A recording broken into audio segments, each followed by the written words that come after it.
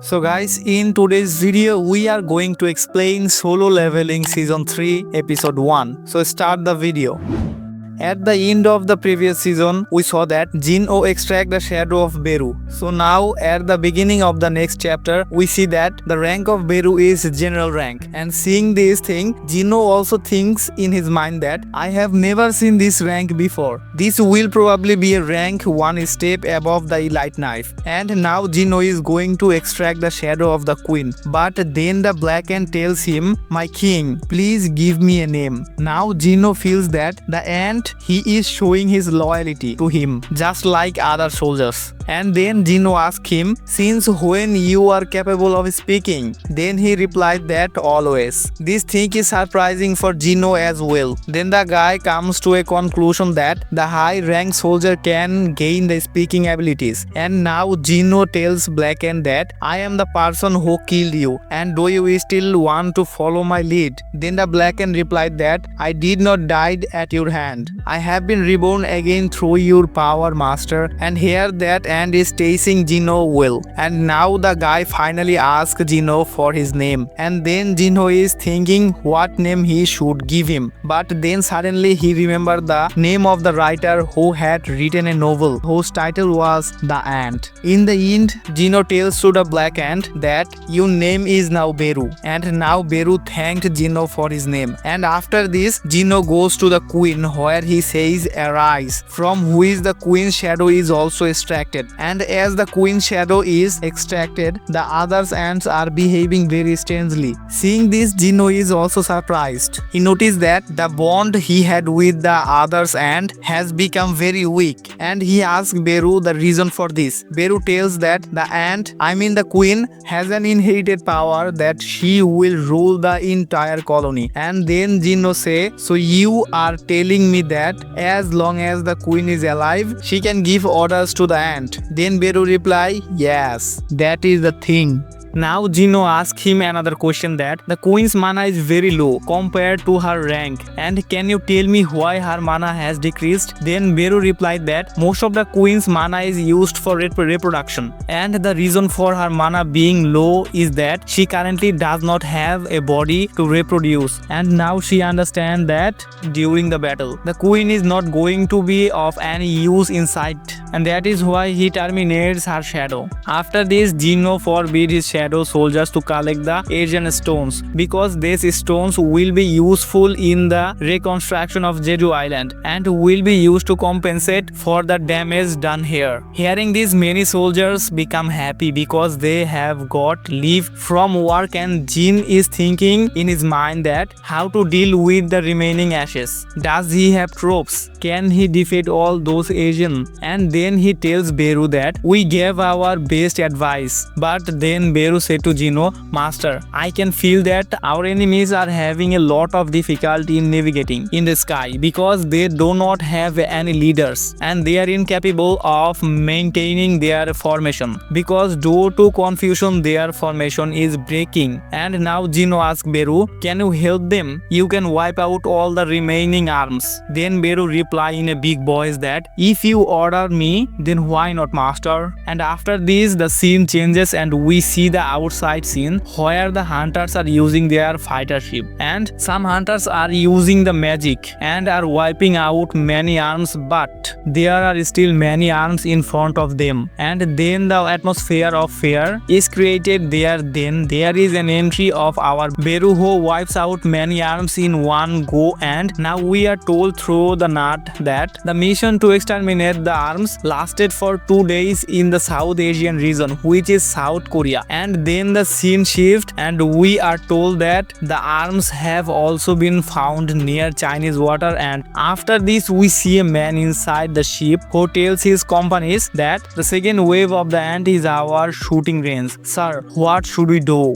Then the man replies, wait, it seems that our heroes want him to handle all these ants alone. And then the attackers whom you guys were watching just now release his power, takes out his swords and does multiple fire attacks on many enemies at once, due to which all the enemies are killed. And after this the scene changes and we see a prisoner who tells the boss, what are you thinking, sir? So that guy here talk about the fight between Sun Jingho and Hua, and also mention that now it has become very difficult for him and Sun Jingho to meet, and this guy name is Thomas Andre and he is guild master of Scavenger Guild with whom Wang Donghu. And then the prisoner asks Thomas what will happen if Sun Jingho and Wang fight with each other. Then Thomas reply, you don't know me yet. Then Hang looks at the prisoner in a scary way and says that Hang Donghu is the property of Scavenger Guild and the Scavenger Guild is mine, and I will forgive any one of this person. I will kill anyone who tries to mess up my property, even if it is the government of United States. And after that the scene changes and we see the third night of Jeju Island raid, where the people of Hunters Guild have come to Jeju Island to collect Asian stone. And during this time they are also having normal conversations which are not of much use to at all. But then Park's eyes fell on a monster who was hiding, and then Park cuts that monster with his swords, and then he tells the others people that you all do not need worry. There must be some monster remaining here, but I will protect all of you. But then Park's friend eyes fell on a monster, and you will get to know about this monster very well later. And that monster is coming from the side of all those people, I mean Hunter's side. Then all the people who are at that place become alert, but the guy who was, he speaks a different language, and the Park understand that this guy is speaking the language of a beast and we are going to call him only Beast. And then maybe some others guy snap his fingers, due to which all the people present there fell unconscious. And then the Beast say to his partner, hey, what are you thinking while doing all this? Then his partner replied that we don't need to create a ruckus here, and that's why I put all of them to sleep. And then his partner asked that, Beast, did you check? Then the Beast replied that I am positive. This is his power. And after this his partner, who is an ice monarch, tells him that this is so strange. I don't understand why he is helping these humans. Then the Beast replied that who knows what must be going on in his mind. And if you are so curious, then why don't you go and ask him? And out of this I will tell you this much, that there is an ice monarch and a beast monarch, and then the ice monarch created the gate, and before leaving he talks about hunting someone, which we are not told properly that what is their plan here actually. And then he leaves from there. During this time we also see beast monarch, who does not do anything to any human, and then gets created, and he also leaves from there. And after this the scene changes and we see the cameraman, where Jinho has come to the funeral of the hunters, and he also has flower in his hand which he puts in front of Mayan's picture. And during this time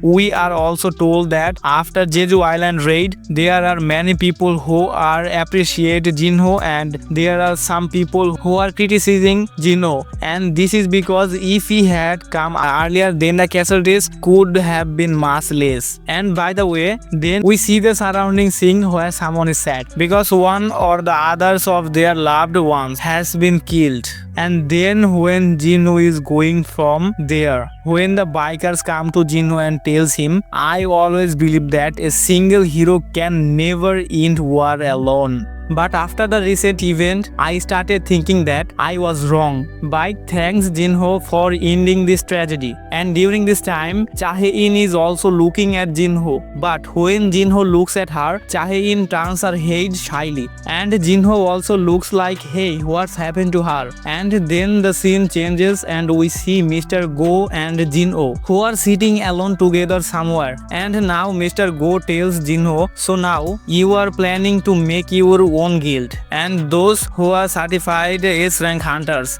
do not need any license of guild master, and you just have to call the association and then we will take care of everything. And Jinho also say okay. And then Mr. Go asked Jinho that, by the way, did you cast any barrier on Jeju Island? And this thing is also quite surprising for Jinho, and he also does not understand what Mr. Go is saying. And then Mr. Go tells him about Hunters Guild, that he had sent them to collect iron corpse and Asian stones, but at last everyone was found conscious, and he feels that this must be Jinho's work. He must have created a barrier which he forgot to remove. But on hearing this, Jinho says, no, such work is not mine. And then they talk about this thing, but the conclusion is not zero, and Mr. Go gets worried. And then his man comes in front of Mr. Go and calls him somewhere, and Mr. Go stands from this place to go somewhere. And before leaving, Jinho says that it seems that our guests have reached here before time, and Jin, thank you for giving you time. And after this, Jinho is also going to his house. I mean, he is going towards his car, but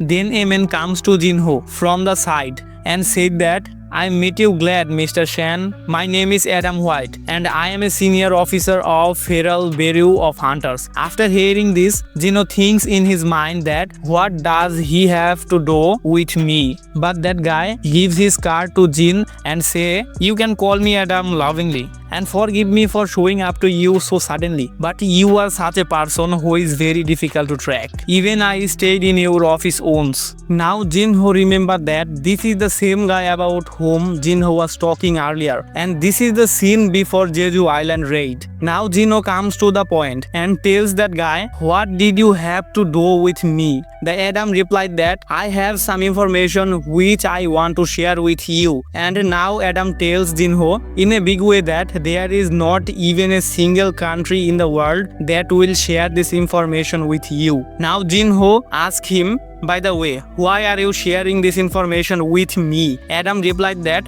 we will also benefit by sharing this information with special people like you.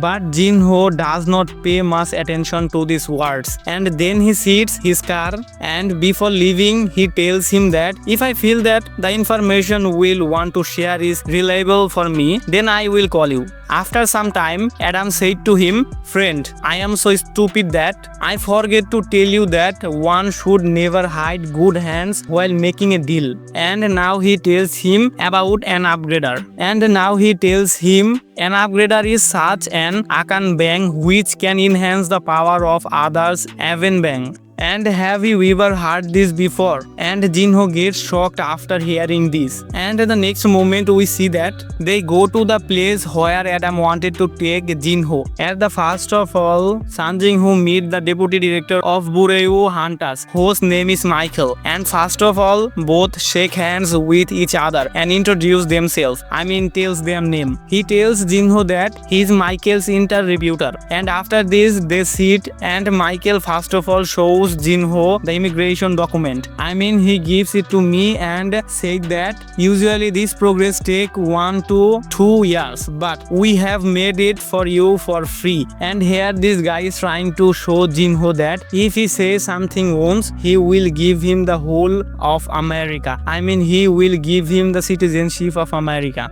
But Jinho is not at all interested in these things, and he tells Michael that I came here because Adam White told me that you have some information to share with me, an awakened being who can enhance the abilities of others awakened being.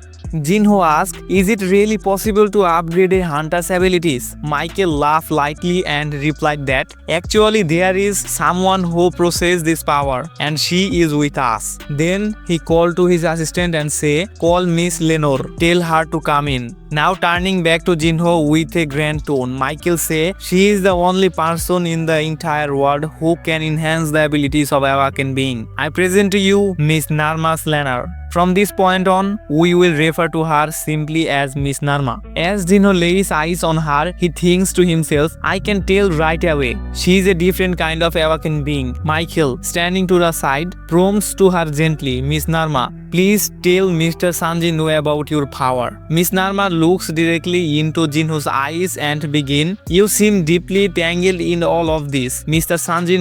People always look at me with the same doubtful eyes, but once they experience the selfish pull of my power, they end up beginning for more. She maintains eyes contact and continues, as you may already know, awakened beings have their limits. There's a threshold they simply cannot cross. That's why most awakened beings remain stuck at the same rank, unless they undergo a secondary awakening. And this is common knowledge among all hunters. She pauses for a moment as if thinking out loud. I am not sure what name I should give these abilities, but for now, let's call it a forced re-awakening. Maybe what I am really doing is unlocking a person's true potential. Michael then jumps in, reassuring Jinho, everything Miss Narma is telling you is true. But you should also know, using her powers takes a massive toll on her. After each use, he needs to extended period of rest. Only 3 to 4 individuals a year are able to receive her help. Even Jinho begins to feel the weight of this revelation. The power he holds is undeniably extraordinary. After this conversation, Miss Narma starts her work. First of all, she holds Jinho's hand and asks him to close his eyes. This is the first step. Eventually, Miss Narma enters Jinho's vision, where she noticed that there is darkness all around her.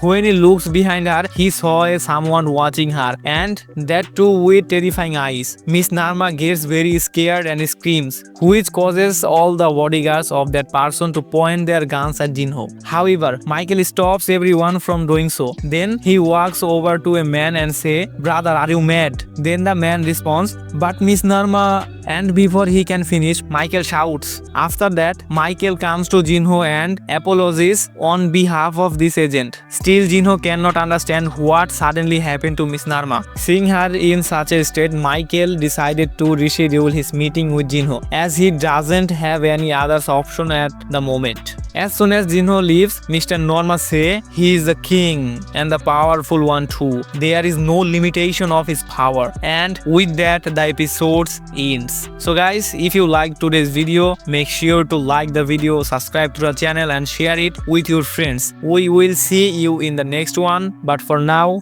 that's it.